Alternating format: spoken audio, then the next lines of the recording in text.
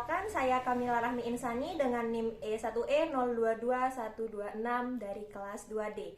Di sini saya membuat video ini dengan tujuan untuk memenuhi tugas ujian akhir semester mata kuliah profesi kependidikan yang diampu oleh Ibu Diah Indraswati. Baik, langsung saja ke peta konsep yang telah saya buat. Ya, ini mengenai profesi kependidikan. Di sini dibahas ada 6 hal yang dibahas. Yang pertama, kompetensi guru. Yang kedua, keterampilan dasar mengajar. Yang ketiga, sertifikasi guru. Yang keempat, organisasi profesi guru. Yang kelima, supervisi pendidikan. Dan yang terakhir adalah kualifikasi dan pembinaan guru. Baik, langsung saja kita ke yang pertama, yaitu mengenai kompetensi guru. Apa sih kompetensi guru? Kompetensi merupakan seperangkat pengetahuan, keterampilan, dan perilaku yang harus dimiliki, dihayati, serta dikuasai oleh guru dalam melaksanakan tugas keprofesionalannya.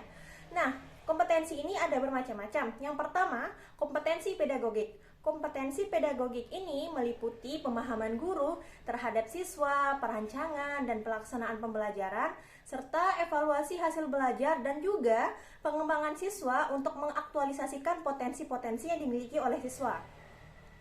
Lalu kompetensi yang kedua adalah kompetensi kepribadian, yang dimana kompetensi kepribadian ini merupakan kemampuan personal yang mencerminkan kepribadian yang mantap, stabil, dewasa, berwibawa, serta menjadi teladan bagi siswa dan berakhlak mulia. Lalu kompetensi yang ketiga adalah kompetensi sosial. Nah, kompetensi sosial ini merupakan kemampuan guru untuk berkomunikasi dan bergaul dengan siswa, sesama guru, orang tua atau wali siswa, serta masyarakat di sekitar. Lalu kompetensi yang keempat adalah kompetensi profesional, di mana kompetensi profesional ini merupakan penguasaan materi pembelajaran secara luas dan mendalam. Lalu, apakah kompetensi ini sangat penting? Iya, sebab guru adalah salah satu profesi yang harus dikerjakan secara profesional. Lalu guru juga harus melek teknologi serta harus bisa menguasai karakter siswa yang mengalami perubahan dari waktu ke waktu. Lalu di sini ada upaya peningkatan. Yang pertama, upaya peningkatan kompetensi pedagogik melalui pendidikan tinggi, seminar, pekerjaan, penelitian, dan lain-lain. Lalu upaya peningkatan kompetensi yang kedua adalah kompetensi profesional. Itu bisa dilakukan dengan bertindak sesuai dengan norma dan hukum, menjunjung tinggi kode etik, dan lain-lain. Lalu peningkatan kompetensi yang ketiga yaitu kompetensi kepribadian. Itu bisa kompetensi sosial itu bisa dilakukan dengan melalui memberi motivasi, kegiatan peduli sesama, dan lain-lain. Serta yang terakhir adalah kompetensi profesional. Kompetensi profesional ini dapat ditingkatkan melalui upaya dengan berpartisipasi dalam KKG, mengikuti program gerakan guru membaca atau G2M, serta mengikuti program sertifikasi guru dan lain-lain. Lalu yang kedua, kita akan membahas mengenai keterampilan dasar mengajar. Ya, ini dia. Apa sih keterampilan dasar mengajar? Jadi, keterampilan dasar mengajar itu merupakan keterampilan yang harus dimiliki oleh tenaga pendidik agar kegiatan mengajar bisa berjalan efisien, efektif, dan juga profesional. Lalu di sini ada 2 kemampuan pokok yang harus dikuasai oleh tenaga pengajar. Yang pertama, what to teach, yaitu menguasai materi atau bahan yang akan diajarkan. Lalu yang kedua, how to teach. Nah, di sini tuh kita sebagai tenaga pendidik harus menguasai cara untuk membelajarkannya. Lalu di sini ada 8 keterampilan dasar yang harus dikuasai. Yang pertama, keterampilan bertanya. Keterampilan bertanya ini merupakan ucapan atau pertanyaan yang dilontarkan guru sebagai stimulus untuk memunculkan respon siswa.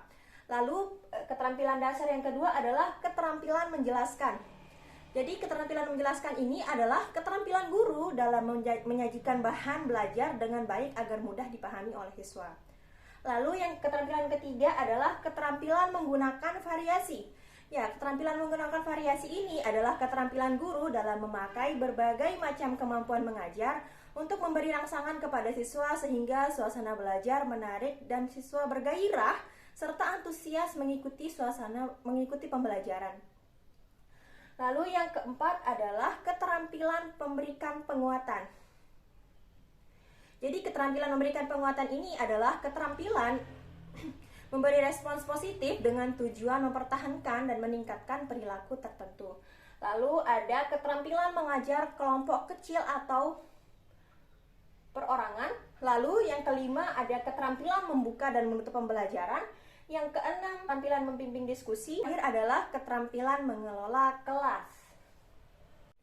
Lalu kita akan beralih ke materi yang ketiga, yaitu mengenai sertifikasi guru. Apa sih sertifikasi guru? Jadi sertifikasi guru itu merupakan usaha pemerintah untuk meningkatkan mutu dan uji kompetensi tenaga pendidik di dalam mekanisme teknis yang sudah diatur oleh pemerintah melalui Dinas Pendidikan dan Kebudayaan yang tentunya sudah bekerja sama dengan instansi pendidikan tinggi yang kompeten, dan akhirnya akan diberikan sertifikat pendidik kepada guru yang telah dinyatakan standar keprofesionalannya. Jadi di sini menurut Undang-Undang Nomor 14 Tahun 2005 tentang guru dan dosen, di sana menyebutkan bahwa guru wajib memiliki kualifikasi akademik, sertifikat pendidik, sehat jasmani dan rohani, serta memiliki kemampuan untuk mewujudkan tujuan pendidikan nasional. Lalu apa sih tujuan sertifikasi guru itu? Jadi sertifikasi guru itu memiliki tujuan yang pertama, menentukan kelayakan guru, yang kedua meningkatkan proses dan hasil pembelajaran, yang ketiga meningkatkan kesejahteraan guru, dan yang keempat adalah meningkatkan martabat guru. Tentunya dalam mengikuti program sertifikasi guru ini pasti saja ada tantangan bagi guru. Nah, apa saja tantangan-tantangan itu? Di sini ada 5 tantangan.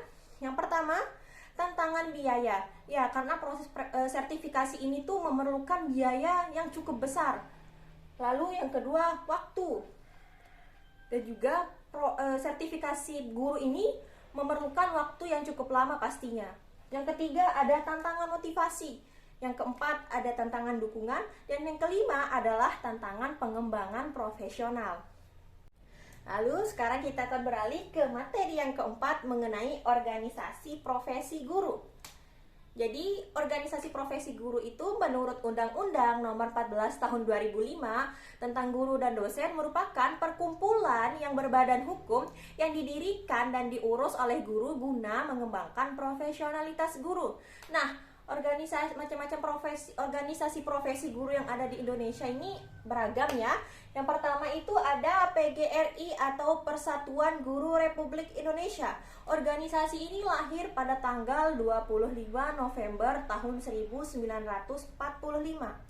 Lalu ada organisasi yang kedua yaitu MGMP atau Musyawarah Guru Mata Pelajaran, di mana Musyawarah Guru Mata Pelajaran ini atau MGMP merupakan wadah berkumpulnya guru mata pelajaran yang berbeda dari suatu wilayah tertentu. Lalu organisasi profesi yang ketiga adalah ISPI atau Ikatan Sarjana Pendidikan Indonesia. Nah, organisasi ISPI ini lahir pada pertengahan tahun 1960-an. Lalu yang keempat ada KKG atau Kelompok Kerja Guru. Organisasi profesi yang kelima ada IPBI atau Ikatan Petugas Bimbingan Indonesia yang didirikan di Kota Malang pada tanggal 17 Desember tahun 1975. Dan organisasi yang terakhir adalah PGM Indonesia, yaitu Perkumpulan Guru Madrasah Indonesia atau PGM Indonesia. Organisasi PGM Indonesia ini didirikan pada tahun 2008. Selanjutnya kita akan membahas mengenai supervisi pendidikan. Nah, tentunya saat kita sekolah dulu kita pernah disupervisi, bukan? Nah, sekarang apa sih supervisi itu? Jadi, menurut etimologi, supervisi adalah melihat dan meninjau dari atas dan menilai dari atas yang dilakukan oleh pihak atasan terhadap aktivitas, kreativitas, serta kinerja staf atau bawahan.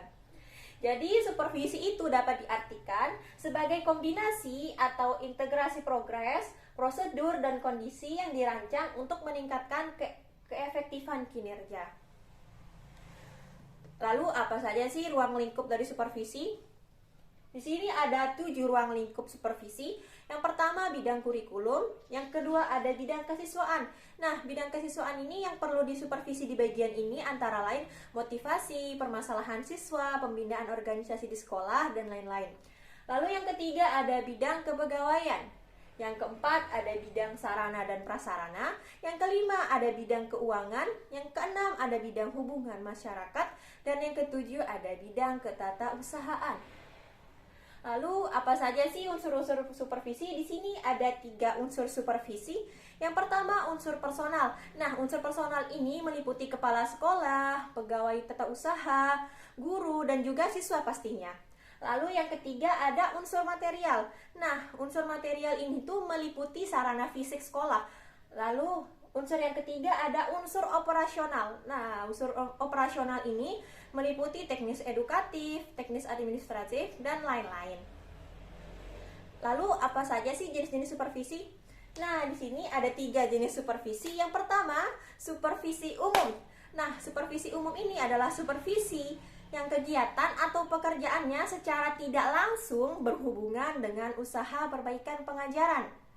Lalu yang kedua ada supervisi pengajaran. Supervisi pengajaran ini berfokus terhadap pengawasan yang bertujuan untuk perbaikan kondisi personil maupun material.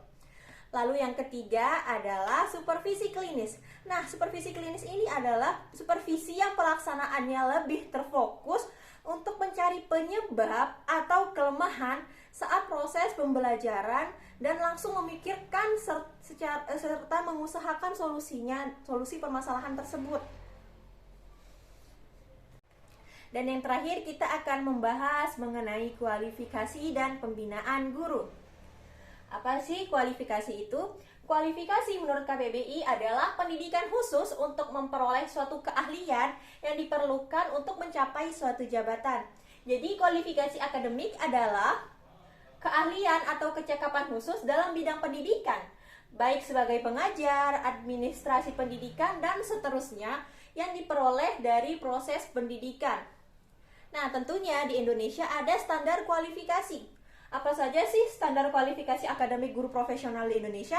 Di sini ada 2, saya jabarkan 2. Yang pertama melalui pendidikan formal dan yang kedua melalui uji kelayakan dan kesetaraan. Kita bahas satu persatu. Yang pertama melalui pendidikan formal. Di sini ada yang pertama, kualifikasi akademik guru pendidikan anak usia dini atau TK. Nah, jadi kualifikasi akademik guru PAUD atau TK ini minimum pendidikannya itu adalah diploma 4 atau sarjana dalam bidang pendidikan anak usia dini. Lalu kualifikasi yang kedua adalah kualifikasi akademik guru sekolah dasar atau madrasah ibtidaiyah. Nah, akademik guru SD atau madrasah ibtidaiyah ini harus minimum D4 atau diploma 4 dan sarjana S1 dalam bidang pendidikan SD atau MI yang bisa ditempuh melalui pendidikan guru sekolah dasar atau pendidikan guru madrasah ibtidaiyah. Lalu yang ketiga adalah kualifikasi akademik guru SMP atau MTS, minimum D4 atau sarjana pada prodi yang sesuai dengan mata pelajaran yang diampu. Lalu ada kualifikasi akademik guru SMA atau MA. Nah, sama halnya dengan guru SMP, di sini minimal pendidikannya itu diploma 4 atau sarjana pada prodi yang sesuai dengan mata pelajaran yang diampu. Lalu yang kedua melalui uji kelayakan dan kesetaraan. Nah, uji kelayakan dan kesetaraan ini bagi seseorang yang memiliki keahlian tanpa ijazah dan dilakukan oleh perguruan tinggi yang diberi wewenang untuk melaksanakannya. Lalu kita beralih ke pembinaan guru. Jadi pembinaan guru itu adalah serangkaian upaya untuk mengembangkan dan meningkatkan kompetensi suatu kualitas guru dalam melaksanakan tugas profesinya. Nah, di sini ada metode dan strategi pembinaan guru. Di sini ada 5 metode dan strategi. Yang pertama, pelatihan dan pengembangan profesi. Yang kedua, bimbingan dan supervisi. Yang ketiga, kolaborasi dan diskusi. Serta yang keempat, penelitian dan pengembangan inovasi. Dan yang terakhir, yang kelima adalah pemantauan dan evaluasi. Sekian dari saya, mohon maaf jika ada kekurangan dan kesalahan dalam bertutur kata. Akhir kata, wabillahi taufiq wal hidayah. Wassalamualaikum warahmatullahi wabarakatuh.